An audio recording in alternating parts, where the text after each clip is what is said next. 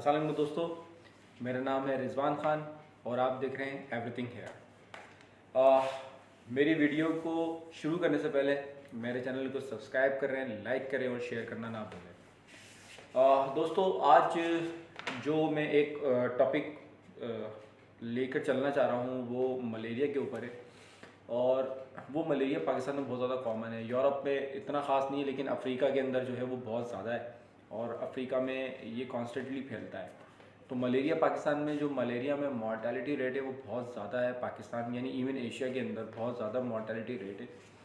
और मलेरिया का सही तरीके से जो है वो, क्योंकि सिंध गवर्नमेंट है भाई, कुछ भी नहीं कर सकते उसका। तो पिछले कोई 72 साल से ये हम पे राज कर रहे हैं। इन्होंने मच्छर क्या मक्खी तक का इन्होंने कुछ नहीं किया। वो पठानों के होटलों पे जाओ तो वो मक्खियों के ढेर लगे हुए हैं। पठान भी जो है वो आजकल इतनी गंदगी में रह रहे हैं, मतलब हमने किसी वक्त सुना था पठान बड़े साफ सुथरे रहते हैं। लेकिन खैर चलो, वीडियो का आगाज़ करते हैं।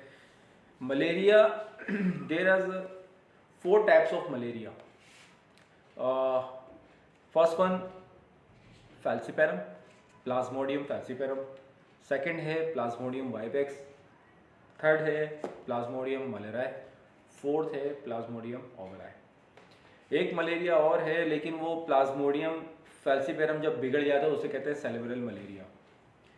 अगर हम 4 स्पीशीज़ की बात करें, इन 4 स्पीशीज़ में से 2 जो स्पीशीज़ हैं वो बहुत ज़्यादा इंपॉर्टेंट हैं। वो ही पाकिस्तान में रिपोर्ट होते हैं, या और हाँ, हम जिस रीजन में हम जिस एपिडेमोलॉजी में हम रह रहे हैं उसी एपिडेमोलॉजी या उसी रीजन की हम बात करेंगे।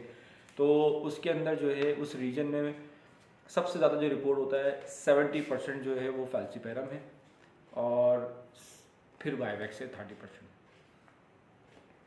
अब ये 2 मलेरिया, इन दोनों मलेरिया में से एक मलेरिया जो फैल्सीपेरम है, अगर वो बिगड़ जाए तो उसे कहते हैं सेरेब्रल मलेरिया। ये 3 टाइप्स ऐसे हैं जो पाकिस्तान में सबसे ज़्यादा रिपोर्ट हो रहे हैं। मलेरिया के लिए मैं सिर्फ ये कहूँगा कि आपके पास क्या गाइडलाइंस हैं, क्या चीज़ें हैं, वो डॉक्टर्स तक मौजूद हैं, डॉक्टर्स कैसे ट्रीट कर रहे हैं, लेकिन आपने सेफ्टी कैसे रखनी है मलेरिया के लिए। दैट्स अ सिंपल पॉइंट कि भाई अगर आप देखें, मलेरिया का पीक सीज़न कब होता है?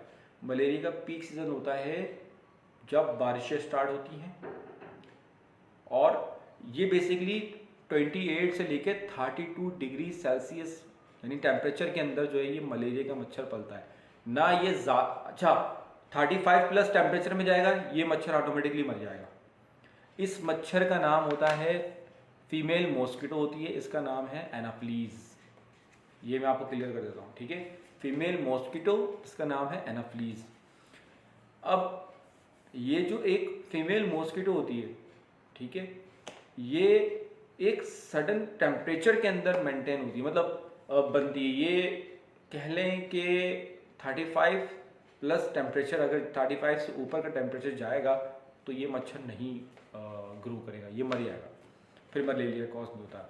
मलेरिया कॉज होता है कि 28 डिग्री सेल्सियस से लेकर 32 डिग्री सेल्सियस तक जो है वो मलेरिया के पेशेंट या मच्छर जो है वो पलता है।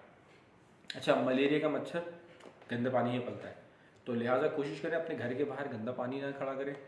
गटर का पानी हो तो उसको फ़ौरन गटरों को साफ़ करवाएं, और अपने घर के एतराफ़ को भी साफ़ सुथरा रखें, ये ज़रूरी है। अब बात करते हैं इसकी सेफ्टी की।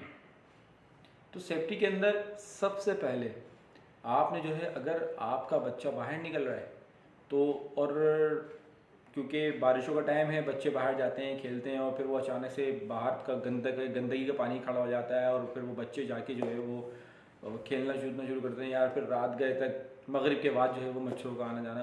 तो कोशिश करें कि बच्चों को जो है वो सबसे पहले मॉस्पेल लगाएं हाथ पैरों पे, तब जाके बाहर भेजें, ताकि वो इस बीमारी से बचे रहें।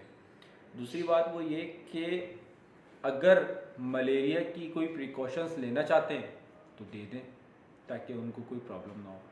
प्रिकॉशंस डॉक्टर की हिदायत के मुताबिक लें, क्योंकि आपसे बेहतर डॉक्टर जानता है। आपका फैमिली डॉक्टर जो भी हो, आप उसकी हिदायत के मुताबिक बोलें, इसके अलावा कुछ नहीं लीजिएगा।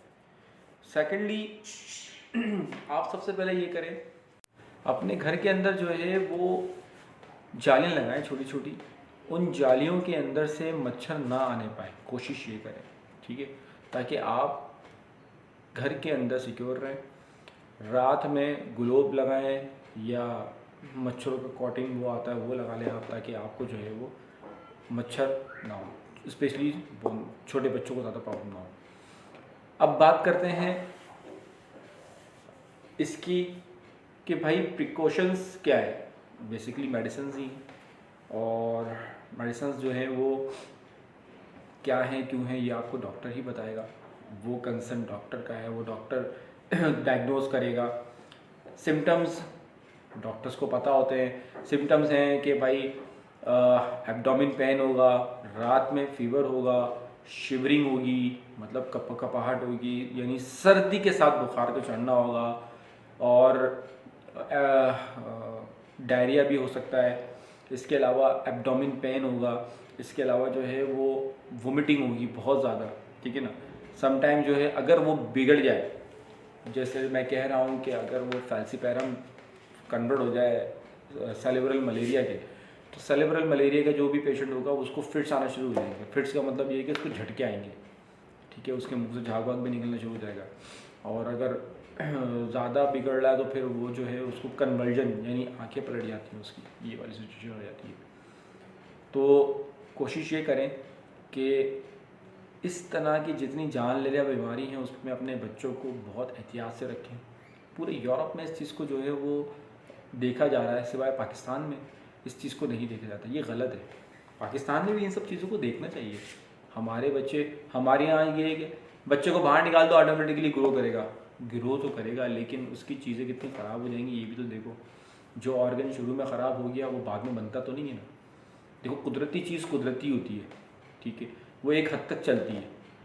एक इंसान की एज है ना कि 50 के बाद जो है वो बुढ़ापा आना शुरू हो जाता है, और फिर वो बात बड़ी लंबी चली आएगी कि मतलब बुढ़ापा, वो फिर बात भी लंबी चलेगी कि यार ठीक है, अल्लाह पाक ने एक चीज़ बना दी। अल्लाह पाक ने अगर आपको 2 आंखें दी हैं, 2 कान दिए हैं, 1 नाक दिए, बाल दिए, 2 हाथ दिए, 2 पैर दिए, मतलब दांत दिए, अल्लाह पाक ने आपको बेतहाशा चीज़ों से नवाजा है, बेतहाशा नेमतों से नवाजा। तो आप उन नेमतों की कदर करते हुए अपनी जिम्मेदारियों को समझें कि अल्लाह पाक ने अगर ये नेमतें दी हैं तो इनका ख्याल करें।